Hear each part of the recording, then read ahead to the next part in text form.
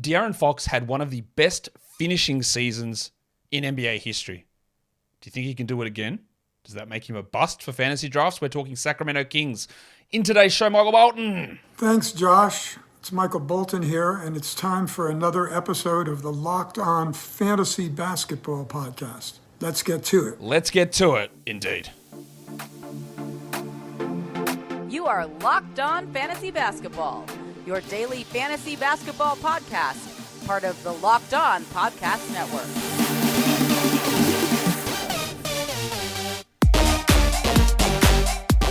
Hello and welcome to the Locked On Fantasy Basketball Podcast, brought to you by Basketball Monster. My name is Josh Lloyd and I am the lead fantasy analyst at basketballmonster.com. You can find me on Twitter as always at redrock_bball, on TikTok at redrock_bball, and on Instagram at Locked On Fantasy Basketball. Today's episode is brought to you by Jase Medical. Empower yourself when you purchase a Jace Case, providing you with a personal supply of 5 antibiotics that treat 50 plus infections. Get yours today at jasemedical.com. That's JASE Medical.com. Thank you also for making Locked On Fantasy Basketball your first listen every day. We are free and we are available on all platforms. Sacramento Kings time. You'll notice that I have not done, these previous shows have gone in alphabetical order, but I have not done the Miami Heat. I have not done the Philadelphia 76ers, and I have not done the Portland Trail Blazers, and I won't do the Toronto Raptors just yet. I want these are going to be finished this week, so I'm waiting. Can we get something in the next 24 to 48 hours on a trade? Harden, Lillard, whatever. So I can give you information on that. Otherwise, I'm just going to have to raw dog it and talk somehow without knowing what the hell's going on with those squads. So we're going to skip them and leave them for the very last 4 teams. But we're here to talk Sacramento, who I don't think are going to be involved in any of those deals. So, morning. Let's get it on, Gilly. All right, Locked On Fantasy Basketball Bowl. There's going to be a question later in the show you can answer to get in, categories or points. A bunch of those invites have gone out. Let me just address a few things with it. It's either categories or points. It's a slow draft. So when you see the time and go, man, I can't make it. You've got 7 hours per pick. You can definitely make it. Unless you're going to be off grid for the next 4 weeks, you can make the draft, right? There's no problem with that. These are not banging out in an hour drafts. It's multiple time zones, people all around the world. Just take your time with your picks. Not too much time. We want to bang through it, but you don't have to be there right on that time. Second thing with it is you just play, it's regular. You play within your division. So the schedules still need to be set on them because I'm waiting for everyone to join. Check your emails because there's plenty of people that have received invites that haven't gone and joined up. This third thing is at the top, you'll see that here's a league fee. Don't pay it. All you pay is your $50 entry fee. Don't pay that other one. Don't pay anything on that. Leave that number alone. Fantrax is going to fix that up for us. So that's all done. You can get some details there on the screen. When you see the entry form, which is linked below in the description or in the show notes on the podcast, there is also a link to the rules, which you can read more in detail there as well. So that's going to bring us through here to talk about these Sacramento Kings, go in detail on how it looks for them for this upcoming season. Let's have a crack and let's see what we've got here for the Kings. They have 46 quality games. Not a bad number. People are, again, I'll address this every 5 or 6 shows. What's a quality game? Well, what it is a game that is not played on a day with a huge volume of games. I use my cutoff as 9. So if there's an NBA day with 10, 11, 12, 13, 14, 15 games, that is not a quality game because what that means on that day, it is really, really likely that you would have to choose who do I start, sit, because I don't have enough active roster spots in a standard 10-3 or 10-4 starter bench configuration. So anything that's 9 games or fewer, basically anyone who plays for your team on that day, you'll be able to use. That's a quality game.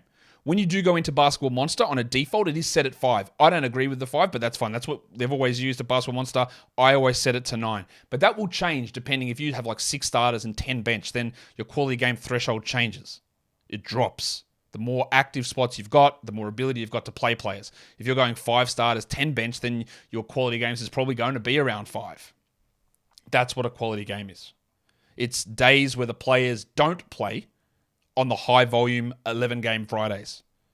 And the Kings have 46 of those games. So more than half of their games are not on the high volume days, which is good. We want more of those quality games as possible.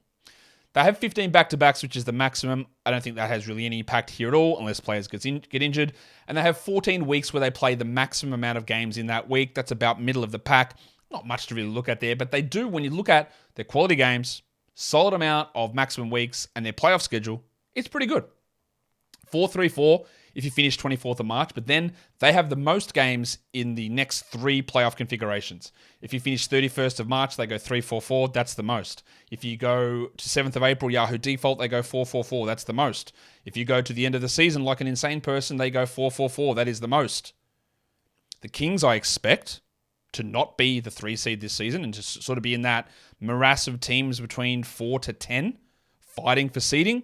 So I would imagine, unless there's injuries, they're going to be in a situation where they're playing a lot of their games, and that is a huge boon. Most of the time, this schedule stuff is relatively neutral. There's not much to look at, but this is quite strong for the Kings. So if you are looking at tiebreakers with players, you're not bumping them up around or anything like that. But if you are looking at tiebreakers, there is an advantage here, I think, with a little bit of with the Kings and the way their schedule is likely to play out. What are some pressure points for this team for the upcoming season? Because that's important for us to note. I think one of them is going to be the addition of Sasha Vezenkov, because last season they ran with Barnes and Keegan Murray as the starters. They had Trey Lyles playing some backup 4 and backup 5. Alex Len got minutes at the 5 last season, and then JaVale McGee's in the mix. But really, Vezenkov's a guy they didn't really have as that player to play backup minutes at the 3, but almost exclusively at the 4. What if he's really good? Now, I think that he's obviously good because he played really good minutes and won MVPs over in Europe. That doesn't always translate to success in the NBA at a high level. We've seen guys like Nemanja Bjelica, Facundo Campazzo, who have been solid. Like, Bjelica is a good player, but he's not someone who comes in and goes, all right, I'm getting 30 minutes a night off the bat here. Off rip, as they would say. Doesn't come in and do that. So, how does Vezenkov look? I think his defense is going to be a disaster, but I also think this team doesn't care. And there is a chance that maybe he is really good and maybe he is better than Harrison Barnes, and maybe he is. If this team is serious, he might literally be better than Keegan Murray this season. Doesn't mean that he would play over him, but we saw Mike Brown not really care about that. He was like, well, what's happening in this game? Are you struggling? You do not play. You played 20 minutes instead of 30. He did it with Keegan Murray. He did it with Kevin Huerter. He did it at times with Trey Lyles. Now, Fox and Sabonis are immune to that. But another name in that mix with Vezenkov might mean more uncertainty for a bunch of other players. So that's something to watch. The health, of course, is the big thing. This was the healthiest team in the entire NBA. Basically, no. Oh, but Josh, Sabonis got hurt. Yeah, cool. He also played through everything, right? He had a thumb issue, missed like 1 or 2 games, came back, and they just didn't miss time. No one missed time. This was the most healthy team in the NBA. And while I can't sit here and tell you that Fox was healthy, Sabonis, Barnes, Murray, Monk, Huerter, I can tell you all that, but I can't say that each individual one of those players is going to get hurt this season as a guarantee. But they are not going to have the same level of health moving forward. That is just a statistical improbability that they will be that far ahead of everybody in terms of man games missed again. It's not a miracle from the training staff. It's not just the intestinal fortitude of every one of their players. They happen to get every tough-ass bastard in the NBA on their team and no one else has got them. They're the only team who did that. None of that stuff. It's just, it's luck. It's just luck. And we hope nothing goes wrong. But what that can mean is that a player that you rely upon might go down, but then there's more opportunities for the others that didn't get that chance last season because everyone was healthy every game. So that can change a lot of different things here. The other thing is Fox and his finishing, because it was insane. I'm not even going to talk about his clutch numbers. Actually, I will. They were ridiculous as well. And I think banking on him being the best finisher in NBA history for 2 years in a row, as well as the number 1 clutch performer in fourth quarters, if you bank on all of those numbers carrying across, I think you're going to be disappointed. Maybe he still is a really good finisher. And he is a good finisher. There's no question he's a good finisher. Is he a better finisher than prime Shaquille O'Neal? I would think thinking that happens 2 years in a row is probably foolish. And that means that this big jump, when we look at the jump that Fox took last season, huge jump in field goal percentage. Why? Because he was at like 78% or whatever it was from the rim, which is a ridiculous number. And that just seems unlikely to be able to continue. And then throw in the clutch stuff. What if he just has a cold year and he's just not that clutch guy every season, which happens. There's a lot that can actually go backwards with Fox versus improving. And that's always going to be a somewhat risky proposition in drafts. Today's episode is brought to you by the Jace Case. The Jace Case provides 5 life-saving antibiotics for emergency use. All it takes to get a Jace Case is you fill out a simple online form. You can speak to their licensed physicians, board certified physicians, in fact, and get ongoing care from them as well as any treatment-related questions. It's doctor-created and doctor-recommended. So what is it? It's a case, those 5 antibiotics in an emergency situation, not, got a runny nose. That's not what this is for. It's for natural disasters. It's for pandemics, when you can't get to a hospital because your car has been swallowed up by an earthquake. See, it sounds extreme? It is. But that's what this is for, disaster preparedness. Having those things at home, which literally might be the difference between life or death because you cannot get to your hospital to get that medication.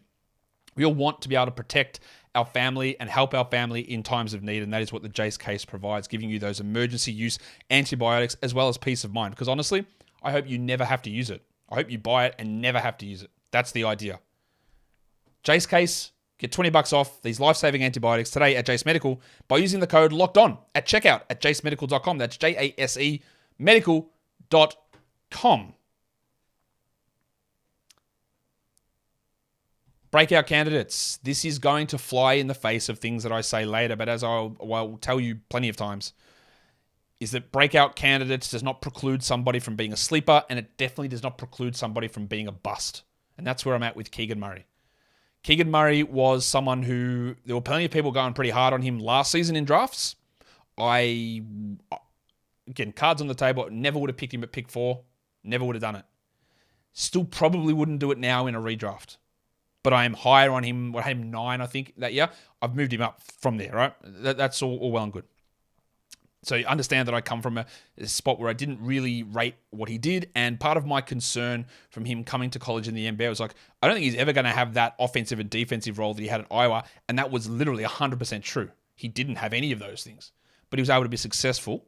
Successful, I say, and that sounds like I'm being patronized, but successful in a sense, because for fantasy, he wasn't super successful. And he is going to go, we're going to go under the lens on Keegan, so I don't want to talk about it. But it is also possible that in year 2, he just completely blows up. That's possible too. So he's got a chance to fully exceed my projections, which, again, admittedly, are probably on the low side for Keegan. He can easily do that. And the other one is the other forward there, and that's Sasha Vezenkov. I don't think both of those guys are going to break out, but I'm pretty soft on Vezenkov in terms of minutes, because I don't think he's coming in and playing 30. I don't think he's even playing 25 or 26. He might be a 23-minute-a-night player, sort of behind Barnes, behind Murray, because he won't get all the minutes at the 3 if he gets any at all. But maybe he is ready. Maybe he's just so lethal as a shooter that in order to maintain this offense, he just fits perfectly. Again, my projections would suggest no for both of them, but that's the idea of a breakout. Guys that have a chance, like Harrison Barnes, very, very unlikely, in fact, close to impossible, that he breaks out and beats his projections by a sizable margin. Probably not going to happen. I'd say the same with Sabonis. Not to say he's going to be bad, but when I look at his numbers, I can't really even squint and go, yeah, well, maybe he does this better. I don't really see how that happens either. These two, I can. And that will bring us to talk about Keegan Murray and put him under the lens. Don't be shocked by this first graph, because it's his free throw percentage. I know that free throw percentage is the second most variable category year on year. It's also, and I don't have all of the data on this at the moment, but it is the second most variable category week on week, if not the most. Right? It stands to reason, and I think all the data shows it out. Look at those numbers. Look at that graph. And if you can't see this because you're on audio, come across to YouTube and have a swizz at it. But he has 3 weeks where he didn't hit a single free throw. Now, that's not because he necessarily was going 0 of 10. It just means he didn't get to the line at all. He's also got 1, 2, 3, 4, 5, 6, 7, 8, 9 weeks where he went 100% from the line. But this is the thing, when someone is at such a low volume that Keegan Murray was, he took 1 free throw a game. And over the course of the season, you look at him as 76.5%. Below league average, which is around 79, 80. But not terrible, low volume. But some weeks you get a 0, some weeks you get 100, you get an 80, you get a 70, you get a 30. It's all over the place. So there's absolutely no reliability in his free throw numbers last season at all. None. And that's part of the reason is, actually it's not, but it's part of the reason that I'm really cautious about free throw percentage numbers. But also why I think that Murray was incredibly overrated as a fantasy player last season. Because if we look at these numbers, they're not good. 166th in Yahoo per game points, 150th in ESPN per game points, 152nd in -1 rankings. He averaged 12 points a game. He only played 30 minutes. He hit 2.6 threes, and I know that someone's going to tell me, Josh, how can you say it wasn't good? He broke the rookie record for threes. And that is 100% true. He did break the rookie record for threes. But everything else is bad.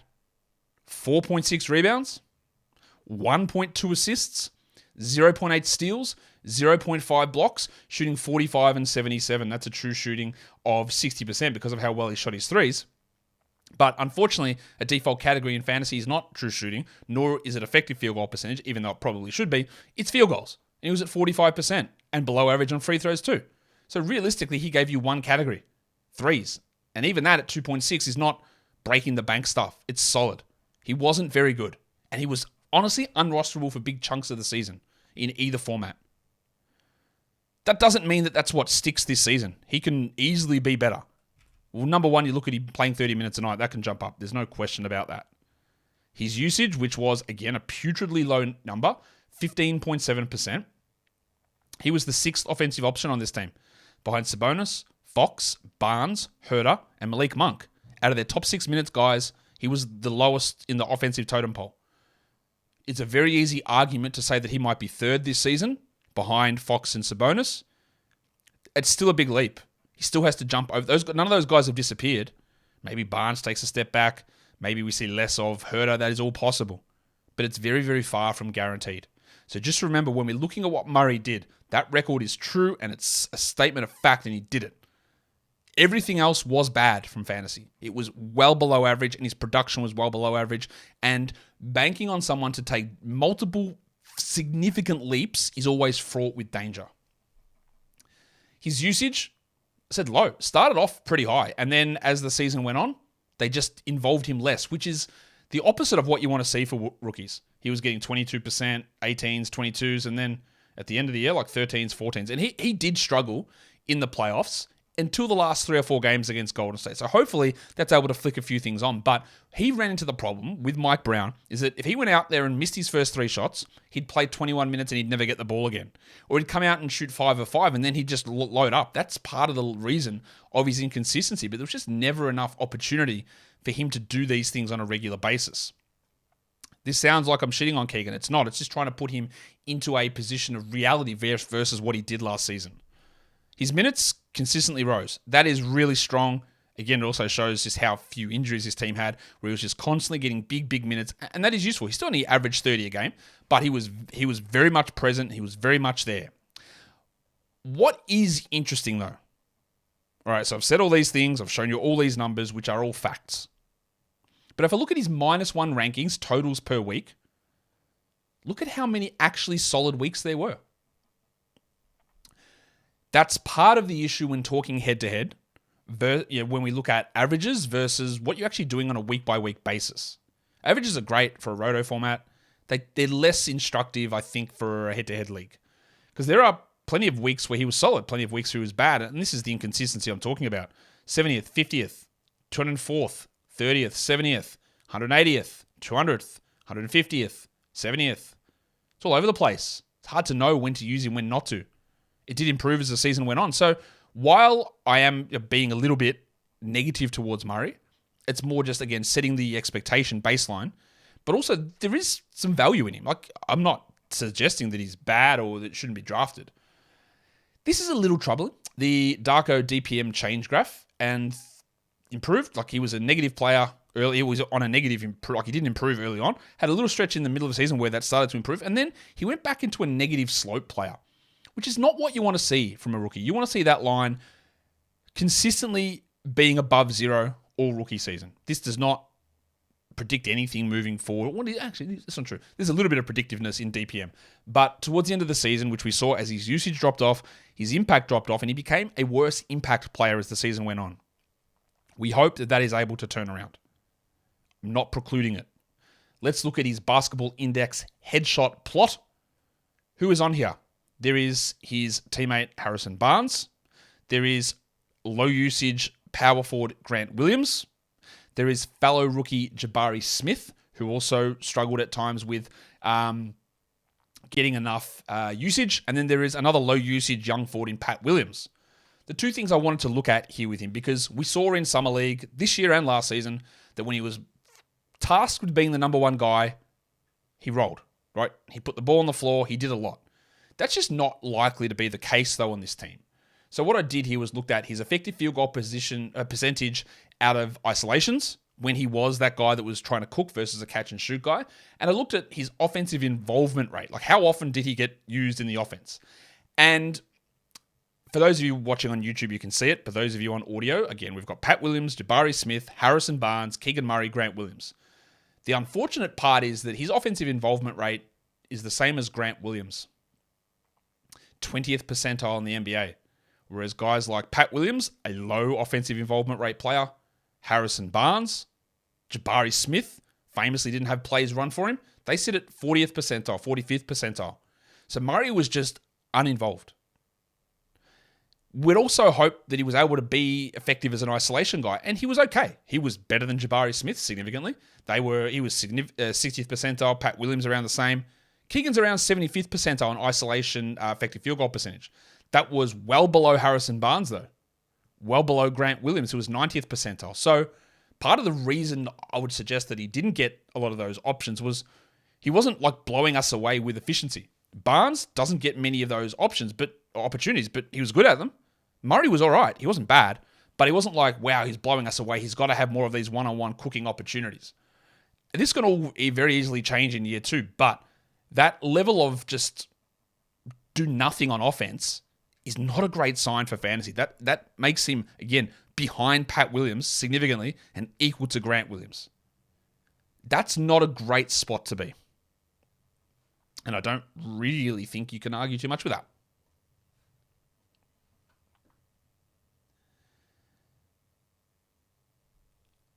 I don't actually think there's a fantasy sleeper on this team. There are some things you can look at and go, okay, there might be a bit of value there. But I think as a general rule, most of these guys are positioned in the right spot. Now, I'd say maybe like Sasha Vezenkov, ranked 561 on Yahoo, which suggests that he would be drafted in exactly 0 leagues ever, is pretty dumb, right? Like, he's better than that, but that applies to really nobody. He's probably a 20-team, 18-team league player. You could argue that Alex Len at 435 also is a little bit low, but we're not talking these draftable players. Nobody stands out as providing me tremendous value. And I'll talk busts in a second, but before I do that, here's the question for the Locked On Fantasy Basketball Bowl. It's going to be about Keegan Murray, and the question is going to be, how many points per game did Keegan Murray score as a rookie? And the answer is 12.2. So just write that in the question. It's linked below. The answer form is linked below on YouTube, and it's in the audio notes for the podcast. 12.2 is the answer for Keegan Murray and his amount of points per game as a rookie. So we've gone in depth on Keegan Murray. It's time for us to look at the fantasy busts, and he's one of them. But the other one, I think, is Darren Fox. Very, very, very context dependent. Fox is ranked 43 on Yahoo. He's got an ADP of 39. I actually think that's totally reasonable. I think that's probably still a little high. He's -1 rank. I have him actually down below that. His straight projections have got him around the 50s. Last season, Fox averaged 25 points, 4 rebounds, 6 assists, 1.1 steals, 51 and 78. Was able to improve his percentages significantly. Still not a good 3-point shooter and not a high volume guy there. But as I said, if he's not the elite clutch shooter and he's not the elite finisher, that 51% from the field could very easily swing to 48, 49, which is still pretty good for a point guard, but it takes a lot off the top. His assists dropped down as they ran so much more through Sabonis, and I think that continues. My problem with Fox is that he's got an ADP on Fantrax at 31, and then we get to ESPN where I have some problems. I think that his rank on ESPN categories at 42 is, again, reasonable. I think that's around the right area, round 4. I think his rank in ESPN points at 21 is also very reasonable. But what you've got to watch for is his ADPs at 25. Now, in a points league, that's totally good.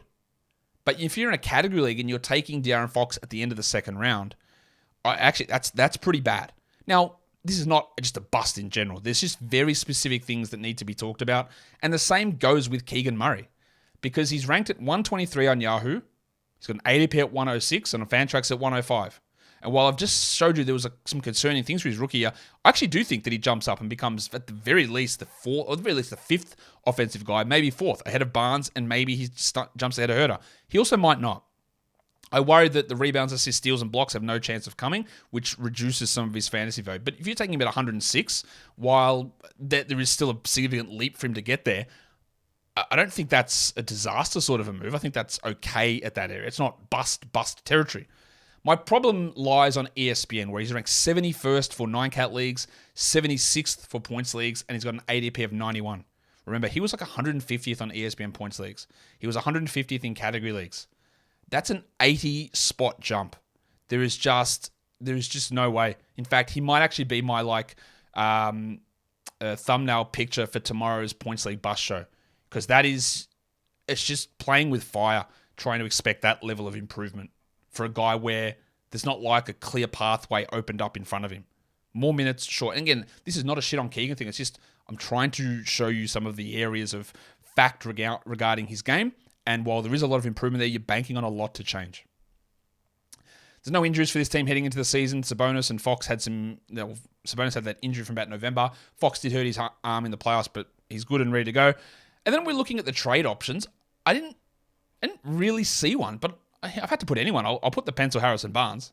Barnesy. Understanding that they can't do that immediately because they just re-signed him to a new contract. They're not going to trade Monk. They're not going to trade Herter, Fox, Sabonis, Murray, Lyles. I don't think they're going to do anything, honestly. They should probably do something, and I don't really know the point of Barnes there, but I don't think they are.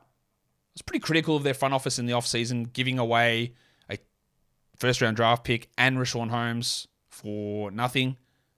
I know you tell me the cap space was to re-sign Sabonis. It doesn't improve your team at all to do that. And you could have re-signed him in the offseason. Right? It's a move that actually made this team, I think, worse.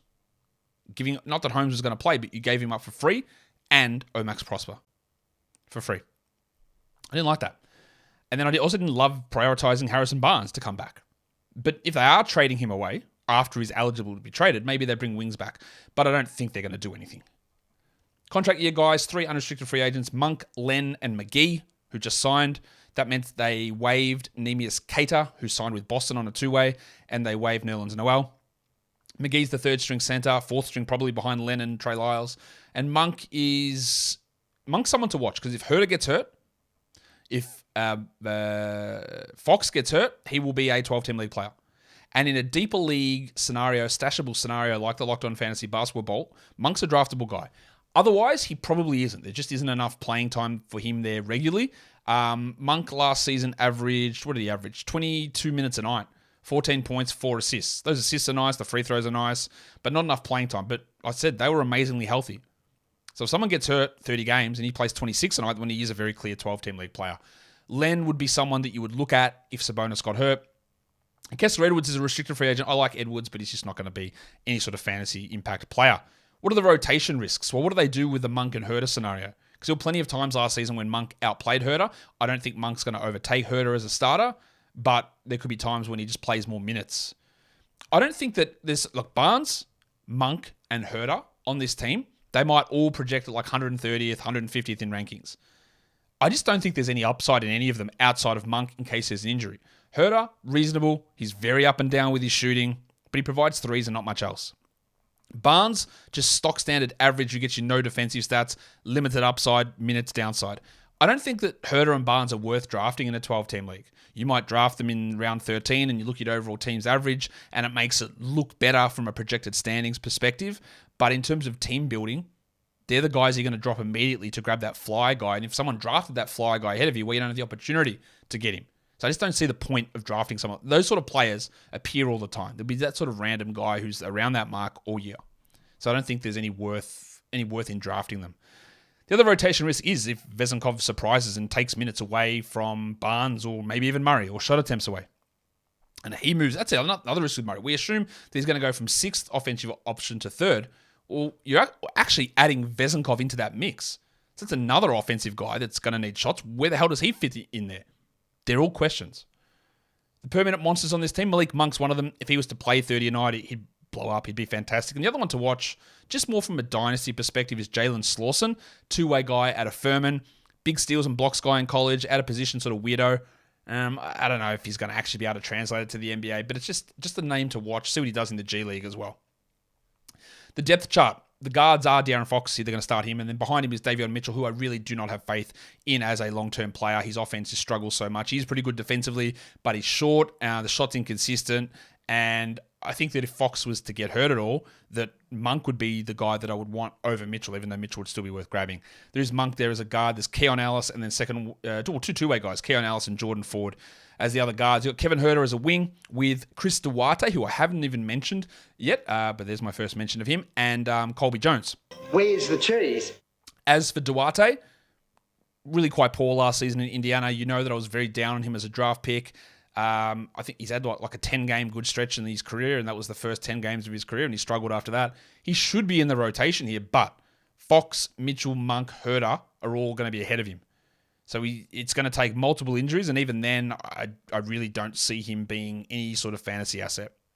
The starting forwards are going to be Keegan Murray and Harrison Barnes. I'm fairly confident with Vezenkov coming off the bench. Then there's Jalen Slauson and Kessler Edwards. That just shows you, again, the forward depth is not super strong. Vezenkov helps, but if he goes down, then there's not much behind him. Or one of those guys are hurt, then someone else is going to have to push in. And then for the bigs, we're looking at Sabonis as the starter, and that leads me to talk about him because I don't think there's much to say. Sabonis last season averaged 19 and 12 with 7 assists. We know he's going to be bad defensively in terms of stats. 0.8 steals, 0.5 blocks. That's putrid for a center. It's quite bad on free throws, 74%. Not unrecoverable from, though. And 62% from the field is awesome. Like, he has tremendous value for fantasy. There's no doubt in that. If you want to take him towards the start of round 2, no worries. He's ranked 13th on ESPN. Maybe a little aggressive, but I'm not that against it. He's got 15 on Yahoo. I've got him around a similar mark. Mid-second round player, do it.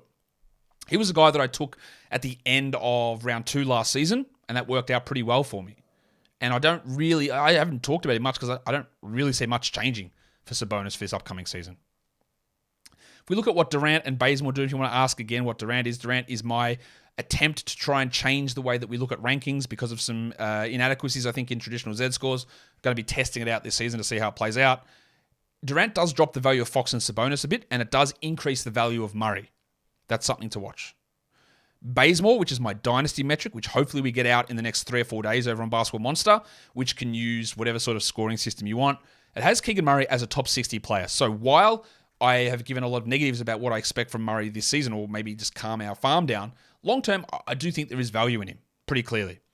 I've got Davion Mitchell, who's another young player, outside the top 250. I don't really believe in him. And then Sabonis, because he is a little bit older and because there are some fit issues at times in terms of his play and the fact that the way I'm using Bazemore at the moment is based on Durant, he's actually outside the top 40 for Dynasty. Of course, if you're looking to compete now, you bump him up closer to his redraft number around 20 or so. Like, it's not that he's old, but he is, 27. So, he's 6-7 years older than draftable players or guys that were drafted in this season. And that, guys, will do it for me today. Don't forget to follow this podcast on Apple Podcasts, Google Podcasts, no Stitcher, it's gone now, Spotify, and on the Odyssey app, and on YouTube. Thumb it up, leave your comments down below. Guys, we are done here. Thank you so much for listening, everyone. See ya.